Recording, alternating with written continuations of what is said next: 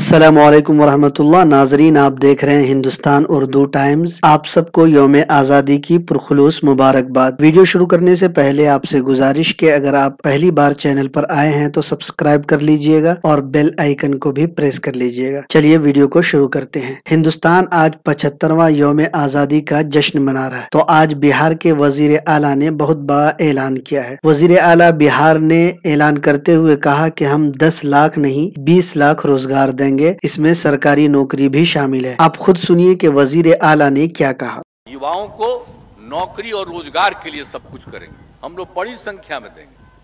अरे नौकरी वाला भी जो बात है, हम लोग अब एक साथ हैं।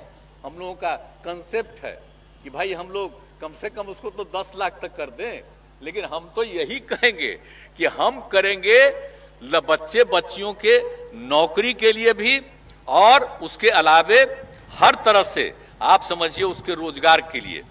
नौकरी और रोजगार दोनों का इंतजाम इतना करवाएंगे, सरकारी और सरकार के बाहर भी हर तरह से इतना ज्यादा काम बढ़ना चाहिए कि ये हो जाएगा। तो हम लोगों का मन तो है कि भाई इसको तो हम लोग 20 लाख तक पहुंचाएं। इसके लिए पूरे तौर पर हम लोग हर जगह इन सब चीजों को काम करेंगे, ताकि ये सब काम में आप समझ लीजिए कितना ज्यादा होगा।